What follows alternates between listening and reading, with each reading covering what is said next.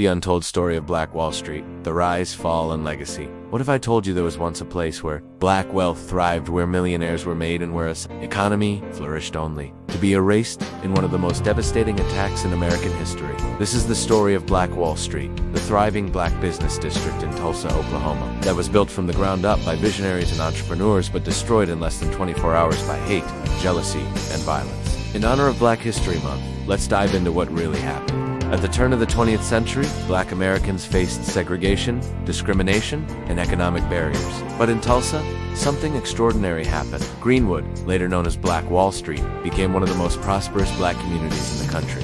It all started with O.W. Gurley, a wealthy black landowner who purchased 40 acres of land and sold it exclusively to black residents. Unlike most of America at the time, Greenwood wasn't controlled by outside forces. Black people owned the banks, the grocery stores, the clothing shops, the barbershops, the hospitals, and even the schools. $1 spent in Greenwood circulated within the community up to 36 times before leaving. This was the power of collective black wealth, businesses supporting businesses, families buying homes, professionals reinvesting in the community. J.B. Stratford owned the largest black-owned hotel in the country. Dr. A.C. Jackson, a world-renowned surgeon, had his own practice and was respected by both black and white doctors alike.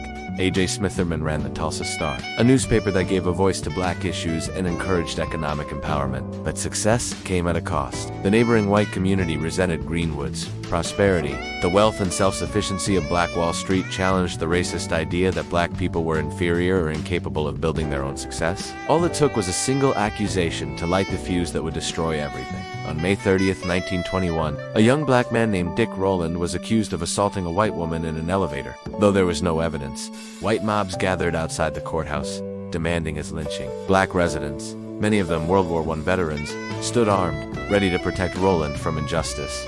A confrontation broke out. Shots were fired. Chaos erupted. What followed was one of the worst acts of racial violence in American history. On the night of May 31st, 1921, thousands of white rioters stormed Greenwood, setting businesses, homes, and churches on fire. They looted stores, shot residents in the streets, and dropped firebombs from private planes. Yes, the aircraft were used to destroy black businesses and homes from above. By the time the massacre ended on June 1st, an estimated 300 black residents were dead, and over 10,000 were left homeless. The thriving economy of Black Wall Street was reduced to ashes. Insurance companies refused to pay claims. The city did nothing to help rebuild. Survivors were left to pick up the pieces with no assistance, and the event was covered up for decades. Schools never taught it. Newspapers buried the story. It was as if Black Wall Street had never existed. But here's what they don't tell you: Black Wall Street wasn't just a place. It was a mindset, a blueprint for black economic power. The resilience that built Greenwood still exists today. Black entrepreneurs, creators, and investors are reclaiming their wealth, rebuilding their communities, and ensuring that this history is never erased again.